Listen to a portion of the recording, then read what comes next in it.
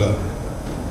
ಮೊದಲನೇದಾಗಿ ಗೀತಕ್ಕ ಅವ್ರಿಗೆ ಥ್ಯಾಂಕ್ಸ್ ಹೇಳಬೇಕು ಇಂಥ ಒಂದು ಮೂವಿ ಪ್ರೊಡಕ್ಷನ್ ಮಾಡಿದ್ದಕ್ಕೆ, ಮತ್ತು ಶಿವಣ್ಣಗೊಂದು ಥ್ಯಾಂಕ್ಸ್ ಇಂಥ ಮೂವಿ ಕೊಟ್ಟಿದ್ದಕ್ಕೆ, ಆ್ಯಂಡ್ ನರ್ತನ್ ಸರ್ಗೂ ಇಂಥ ಒಂದು ಮೂವಿ ಡೆಡಿಕೇಟ್ ಮಾಡಿದ್ದಕ್ಕೆ ಇಂಡಸ್ಟ್ರಿಗೆ.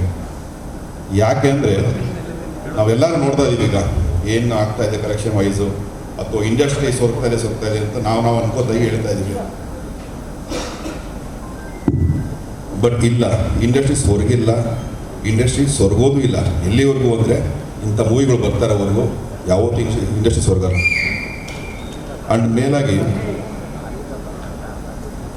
ಬರೀದ್ರಣಗಲ್ ಒಂದು ಎಕ್ಸಾಮ್ ಬರೆದಿದ್ದಾರೆ, ಆಡಿಯನ್ಸು ಅದಕ್ಕೆ ಮಾರ್ಕ್ಸ್ ಕೊಟ್ಟಿದ್ದಾರೆ. ಆ ಮಾರ್ಕ್ಸ್ನ ಹೇಳೋದಷ್ಟೇ ನನ್ನ ಕೆಲಸ. ಸೊ ನಾನೊಂದು ಬರೀ ಮೀಡಿಯಾ ಆಗಿ, ಒಂದು ಥಿಯೇಟರ್ ಓನರ್ ಆಗಿ, ಈ ಮೂವಿ ಯಾವ ಮಟ್ಟಿಗೆ ಜನನ ಎಂಟರ್ಟೈನ್ ಮಾಡ್ತಾ ಇದೆ ಮತ್ತು ಯಾವ ಮಟ್ಟಿಗೆ ಜನನ ಸೆಳೀತಾ ಇದೆ ಅನ್ನೋದು ನಾನು ಕಣ್ಣಾರೆ ನೋಡಿದ್ದೀನಿ. ಇದಕ್ಕೆ ನಾನು ಸಾಕ್ಷಿ.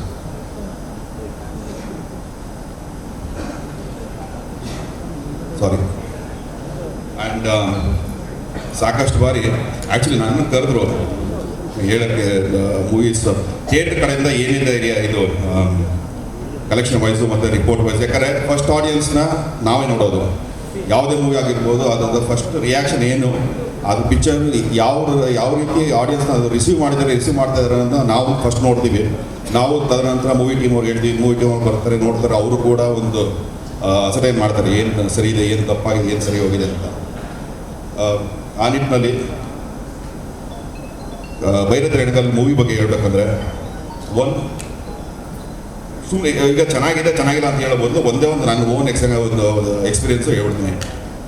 ನನ್ನ ವೈಫ್ ಈ ನಡುವೆ ಸ್ವಲ್ಪ ಜಾಸ್ತಿ ಈ ಕೊರಿಯನ್ ಸೀರೀಸು ಅದು ಇದೆಲ್ಲ ನೋಡ್ತಾ ಇರೋ ಶಿವಣ್ಣ. ಸೊ ಅವಳು ಒಂದು ಮಾತು ಹೇಳಿದ್ರು ಮೂವಿ ನೋಡಿದ್ಮೇಲೆ, ನೀವು ಅವತ್ತು ಥಿಯೇಟ್ರಿಗೆ ಬಂದಿದ್ದೀರಿ, ನನ್ನ ವೈಫ್ ಮೂವಿ ನೋಡ್ತಾ ಇದ್ದು ಒಂದು ಮಾತು, ಏನು ಮಾಡಿದ್ರು ಪಿಕ್ಚರು, ಈ ನಡುವೆ ಸೀರೀಸ್ ನೋಡಿ ಮೂವಿ ನೋಡಿ ಇಂಟ್ರೆಸ್ಟ್ ಹೋಗಿತ್ತು ಅಂತ ಹೇಳಿದ್ರು.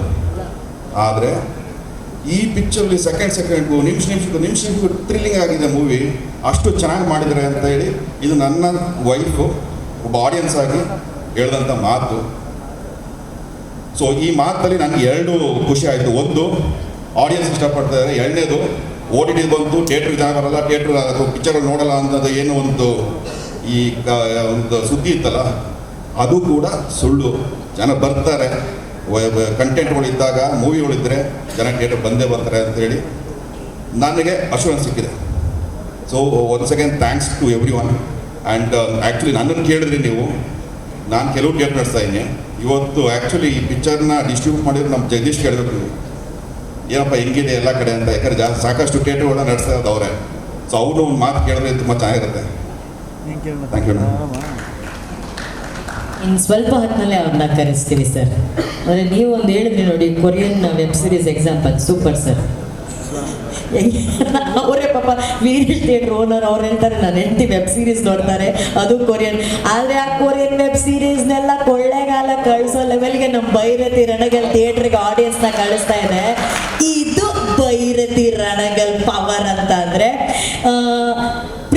ಇವೆಂಟಲ್ಲಿ ವೇದಿಕೆಗಳಲ್ಲಿ ನಮ್ಮ ಸಂಗೀತ ನಿರ್ದೇಶಕರು ರವಿ ಬಸರೂರ್ ಸರ್ ಹೇಳ್ತಾರೆ, ನರ್ತನ್ ಸರ್ ಜೊತೆ ಇದು ಹೇಳ್ತಾರೆ, ಇಂಟರ್ವಲ್ ಬ್ಲಾಕ್ ನೆಕ್ಸ್ಟ್ ಲೆವೆಲ್ ಇರುತ್ತೆ ಅಂತ. ಒಂದು ಸಿನಿಮಾಗೆ ಇಂಟರ್ವಲ್ ಬ್ಲಾಕ್ ಬಹಳ ಮುಖ್ಯ ಆಗುತ್ತೆ. ಯಾಕಂದ್ರೆ ಫಸ್ಟ್ ಹಾಫು ನೋಡಿ ಸೆಕೆಂಡ್ ಹಾಫ್ ಜನ ಥಿಯೇಟ್ರಲ್ಲಿ ಕೂತ್ಕೋಬೇಕು, ಉಳಿಬೇಕು ಅಂತಂದ್ರೆ ಇಂಟರ್ವಲ್ ಟೈಮಲ್ಲಿ ಜನರನ್ನ ಹೇಗೆ ಹಿಡಿದಿಟ್ಟಿರ್ತಾರೆ ನಮ್ಮ ಸಿನಿಮಾ ತಂಡ. ಸಿನಿಮಾ ಅನ್ನೋದು ಬಹಳ ಇಂಪಾರ್ಟೆಂಟ್ ಆಗುತ್ತೆ. ಆದರೆ ಇದಂತೂ ಎಲ್ಲರೂ ವಾವ್ ಅಂತ ಕರೆಸ್ಕೊಳ್ಳುವಂಥ ಒಂದು ಇಂಟರ್ವಲ್ ಬ್ಲಾಗು. ಪ್ರತಿಯೊಬ್ಬರು ಯಾರೆಲ್ಲ ಈ ಸಿನಿಮಾ ನೋಡಿದರೆ ಮೈ ಜುಮ್ಮಾಗುವಂತಹ ಕ್ಷಣ ಯಾವುದು ಅಂತ ಕೇಳಿದ್ರೆ ಫಸ್ಟ್ ಹೇಳಿದೆ ಇಂಟರ್ವಲ್ ಬ್ಲಾಗು. ಸೊ ಆ ರೆಸ್ಪಾನ್ಸ್ ಹೇಗಿತ್ತು ಅನ್ನೋದ್ರ ಬಗ್ಗೆ ಒಂದು ಚಿತ್ರಣ ಇದೆ. Video please.